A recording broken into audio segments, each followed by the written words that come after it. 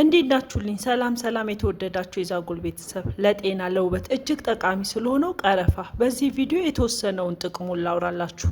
እንደሚጠቅማችሁ ሙሉ እምነቴ ነው። አብረውኝ ስለሆኑ ስለሚያበረታቱኝ የዛጎል ቤተሰብ ሁሌም አመሰግናለሁ። አንድ የሻይ ማንኪያ ቀረፋ ዱቄት በውስጡ 19% ካሎሪ፣ 4 ግራም ፋይበር፣ 68% ማግኒዥየም፣ 7% ካልሲየም፣ 3% አይረን፣ 3% ቫይታሚን ኬን የያዘ ሲሆን ጣፋጩ ቀረፋ ምንም አይነት የስኳር የፕሮቲንና የስብ መጠን የሌለው ተፈጥሮ ከሰጠችን ለጤናና ለውበት ተመራጭ ከሆኑ ድንቅ ስጦታዎች አንዱና በቀላሉ ልናገኘው የምንችል የቤት ውስጥ መድኃኒት ነው። እስኪ ጥቅሞቹን ላውራላችሁ። አንደኛ የተሻለ የማስታወስ ችሎታን ያጎናጽፋል። ቀረፋን በሻይም ሆነ በምግብ ውስጥ በመጨመር አዘውትረው የሚጠቀሙ ሰዎች ቶሎ የማስታወስ ችሎታን የሚያዳብሩ ሲሆን አእምሮን የመስራት ብቃት የተሻለ ማድረግ እንደሚችል ጥናቶች ያሳያሉ። በተጨማሪም እድሜ መግፋት ምክንያት የሚመጣ የመርሳትን ችግር ለመከላከል ይረዳል። በዚህ ችግር ለተጠቁ ሰዎች አዘውትረው በቀን 2 ብርጭቆ የቀረፋ ሻይን መጠጣት ህመሙ እንዳይባባስ ለማድረግ እንደሚረዳ አጥኚዎች ያመለከቱ ሲሆን አያይዞም ቶሎ የማርጀትን ሁኔታ እንደሚያዘገይ ጥናቶች ያሳያሉ።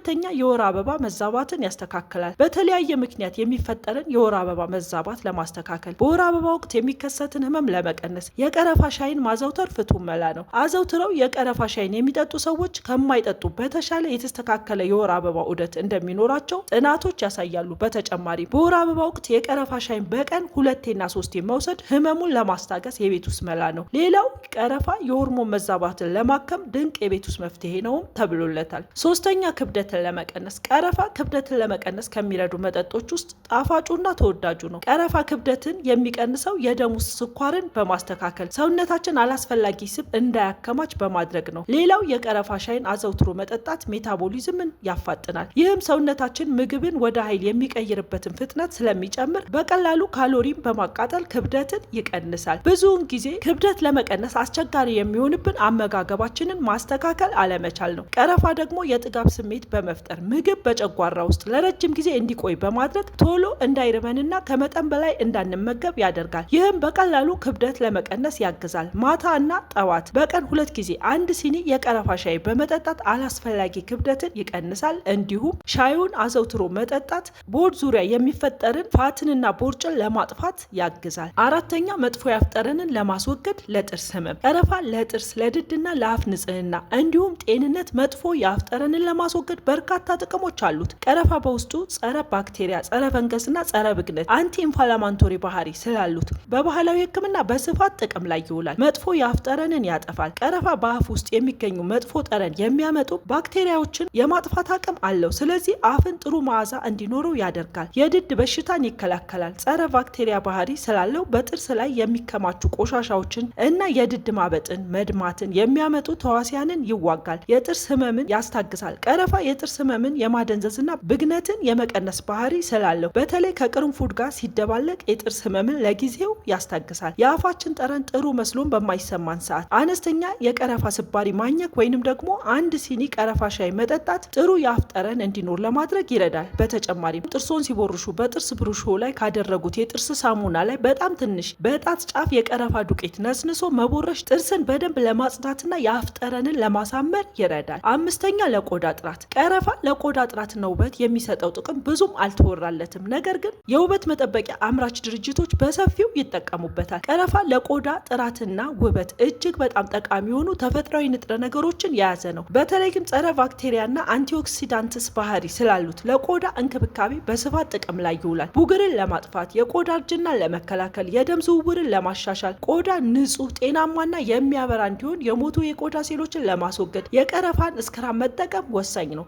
ቀረፋን ከማር፣ ከእርጎ፣ ከወይራ ዘይትና ከውሃ ጋር ቀላቅሎ ስክራብ በመጠቀም የሞቱ የቆዳ ሴሎችን በማንሳት አዲስና ለስላሳ ቆዳ እንዲተካ ማድረግ ይቻላል። ጥንቃቄ ቀረፋ በጣም ኃይለኛ ስለሆነ በፍጹም ብቻውን ከውሃ ጋር በጥብጦ ቆዳ መቀባት ቆዳን ሊያቃጥል ይችላል። ሁልጊዜ ከማር ከእርጎ ወይንም ከዘይት ጋር ውሃን ጨምሮ መቀላቀል አለበት። የቀረፋ ስክራብ ለፊት ለመጠቀም ቀረፋ ለአንዳንድ ሰዎች ቆዳ አለርጂ ሊሆን ስለሚችል ፊትን ከመቀባት በፊት ትንሽ ውህድ እጅ ላይ ወይንም አንገት ስር ተቀብቶ ለጥቂት ደቂቃዎች መሞከር። ማቃጠል ወይንም መቅላት ካመጣ ወዲያው መጠቀምን ማቆም ያስፈልጋል። የቀረፋ ስክራብ ስንቀባ ከአይን አይን አካባቢ ማራቅ ግድ ነው። አይናችን ስር ቢነካን እንኳን የአይን አካባቢ ቆዳ በጣም ስስ ስለሆነ ቀረፋ ደግሞ ኃይለኛ ስለሆነ ከመጠን በላይ መቆየት የለበትም። ማንኛውንም የቀረፋ ማስክ ከ15 እስከ 20 ደቂቃ በላይ ቆዳ ላይ ማቆየት አይመከርም።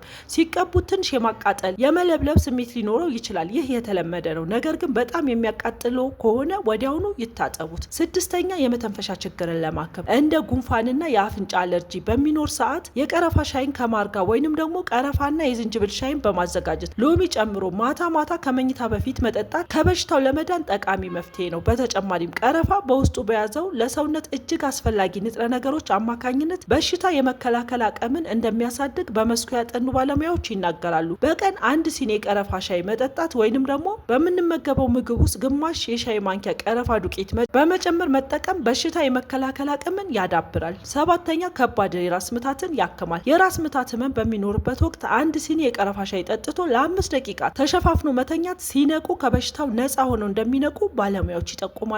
ስምንተኛ ለስኳር በሽታ እንዳንጋለጥ ያግዛል። በደም ውስጥ የሚገኘውን የስኳር መጠን ዝቅ በማድረግ ለስኳር በሽታ እንዳንጋለጥ ያደርጋል። የቀረፋ ሻይ ኢንሱሊን በሰውነት ውስጥ ያለውን ግሉኮስ ወደ ሴሎች እንዲያስገባ በማገዝ እንደ ኢንሱሊን ሆኖ ሊያገለግል ይችላል። የቀረፋ ሻይ ለስኳር ህመምተኞች በርካታ የጤና ጥቅሞች እንዳሉት በጥናት የተረጋገጠ ሲሆን በደም ውስጥ ያለውን የስኳር መጠን የመቀነስ አቅም አለው። በተለይም ከምግብ በኋላ የሚከተለውን የስኳር መጠን መጨመር ለመቆጣጠር ይረዳል። የቀረፋ ሻይ ሰውነትን ለኢንሱሊን የሚሰጠው ምላሽ በማሻሻል ስኳር ከደም ወደ ህዋሳት በቀላሉ እንዲገባ ይረዳል።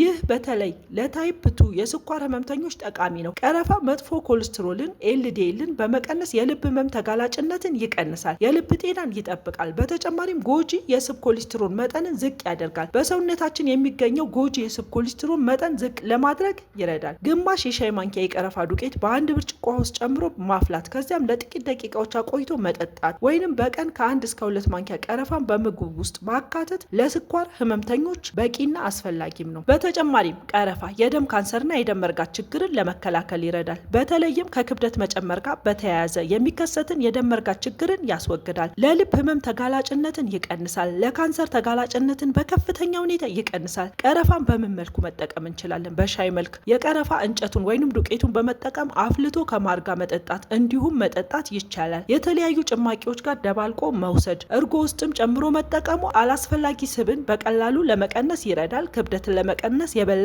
ውጤታማ ያደርገዋል።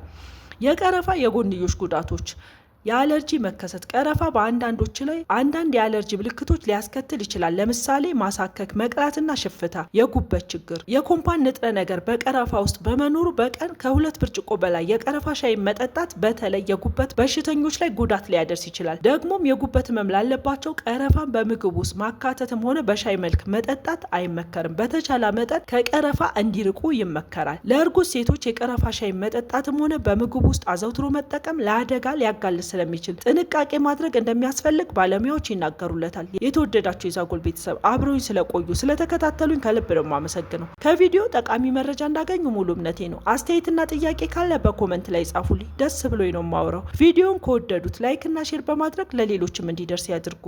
ቻናሌን ሰብስክራይብ በማድረግ አብረውኝ ሆኑ። አመሰግናለሁ። ሰላም ይብዛል።